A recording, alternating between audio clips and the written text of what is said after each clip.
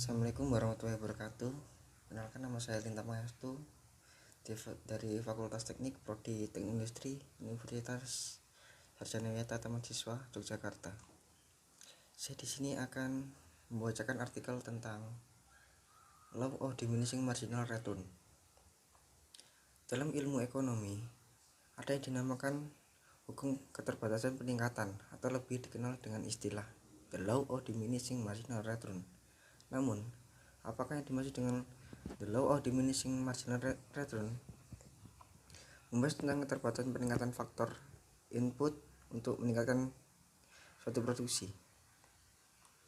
Dilansir dari Encyclopedia Britannica, The Law of Diminishing Marginal Return adalah hukum ekonomi yang menyatakan jika satu input dalam produksi ditingkatkan sementara input lainnya dipertahankan, maka pada akhirnya akan terjadi penurunan output.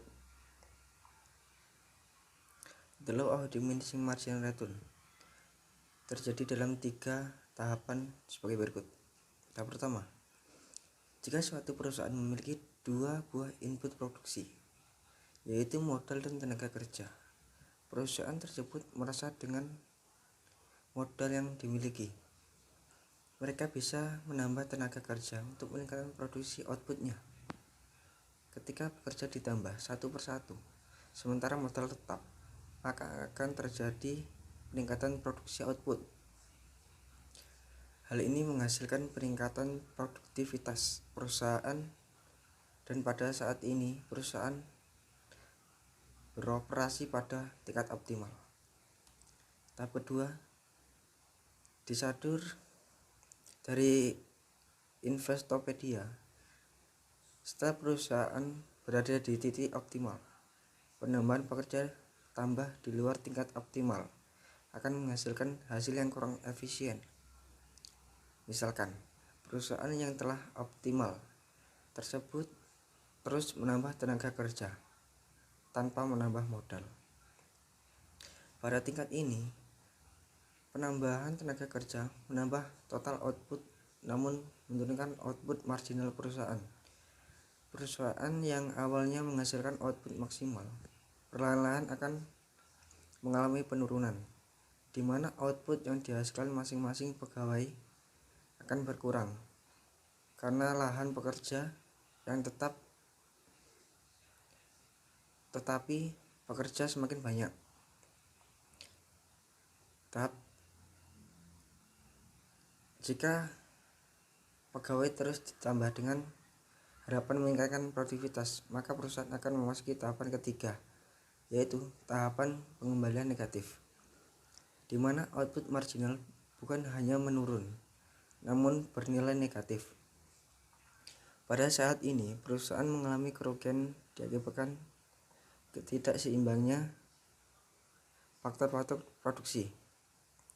Sebenarnya, The Law of Diminishing Marginal Return dapat digambarkan dengan suatu lapangan bola yang harus dicabuti rumputnya. Jika pekerjaan dilakukan oleh 5 orang, maka akan selesai dalam 2 jam, dengan masing-masing orang mencabut sekarung rumput. Tenaga kerja kemudian ditambah menjadi 10 orang, sehingga pekerjaan menjadi lebih cepat, yang hanya dalam 1 jam. Namun ternyata masing-masing orang hanya mencabut setengah karung rumput. Jika tenaga kerja ditambah lagi menjadi 20 orang, pekerjaan memang akan selesai dengan sangat cepat, namun tidak efektif karena tiap pekerjaan hanya mencapai 1/4 karung saja, sehingga modal dikeluarkan untuk membayar pekerja tidak sesuai dengan kinerja yang didapatkan. Dilansir dari Economic Discussion, The Law of Diminishing Marginal Return membantu manajer untuk menentukan tenaga kerja optimal yang dibutuhkan untuk menghasilkan output maksimal. Sehingga The Law of Diminishing Marginal Return dibutuhkan sebagai penjaga keseimbangan input dan output untuk perusahaan.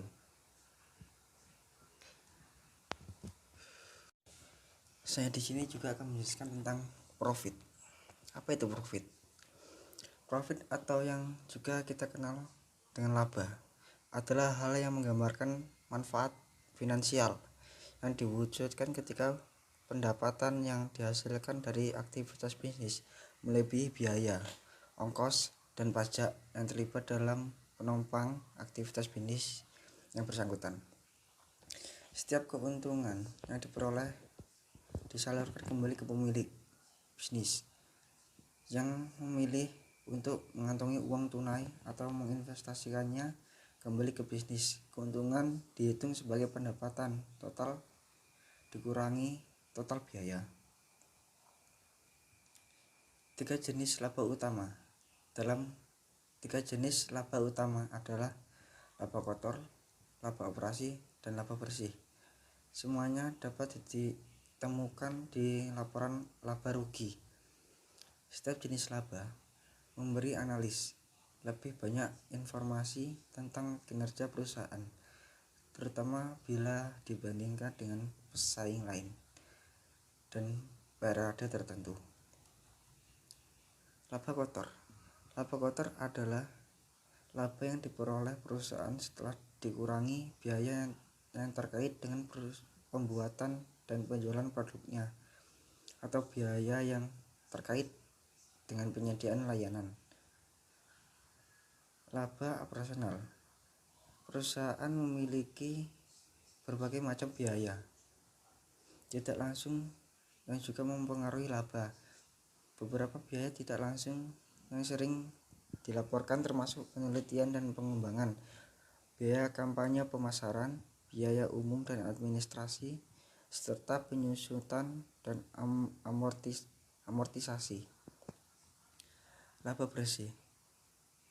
Laba bersih adalah metrik margin laba ketiga dan terakhir yang untuk digunakan dalam analisis laporan laba rugi. Ini dihitung dengan menganalisis bagian dari laporan laba rugi dan laba bersih perusahaan setelah memperhitungkan semua biaya. Saya di sini juga akan membacakan pengertian dari biaya tetap. Biaya tetap adalah pengeluaran bisnis yang tidak bergantung akan perubahan volume barang atau jasa yang dihasilkan. Biaya tetap tidak akan berubah meskipun terjadi perubahan jumlah barang dan jasa yang dihasilkan dalam kisaran tertentu. Biaya tetap juga tidak terpengaruhi sama sekali dari perubahan-perubahan dalam aktivitas bisnis yang dijalankan oleh perusahaan. Biaya tetap contohnya seperti gaji karyawan, sewa gedung, hingga biaya cukai. Biaya-biaya tersebut harus selalu dibayarkan meskipun perusahaan tidak menghasilkan output barang atau jasa apapun pada penyusunan laporan. Jika tetap dialokasikan atau dicatat di bagai pengeluaran tidak langsung pada laporan laba rugi atau yang berkaitan dengan laba operasi. Biaya tetap merupakan salah satu biaya yang rutin dikeluarkan oleh perusahaan dalam menjalankan bisnis. Sama halnya saat membeli rumah, juga ada biaya-biaya lain yang masih dibayar selain harga rumah. Jika Anda sedang mencari rumah,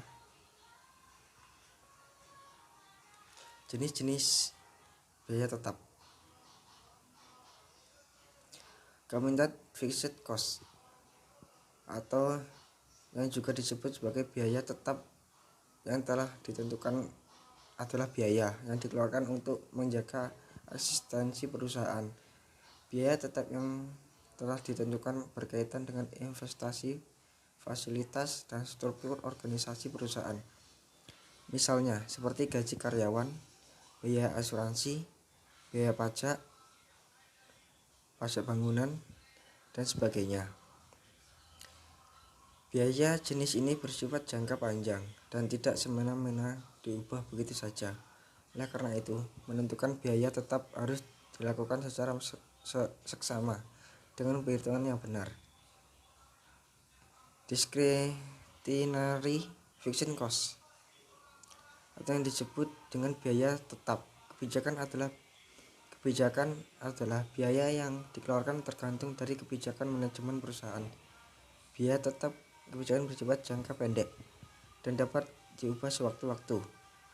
Bila terjadi perusahaan biaya di luar perkiraan manajemen, contoh biaya tetap jenis ini adalah biaya pemasangan iklan, riset, pelatihan karyawan, hubungan masyarakat, dan sebagainya. Ketiga artikel tersebut saya ambil dari kompas.com, kampus Tokopedia, dan rumah.com. Sekian dari saya, selebihnya saya minta maaf. Wassalamualaikum warahmatullahi wabarakatuh.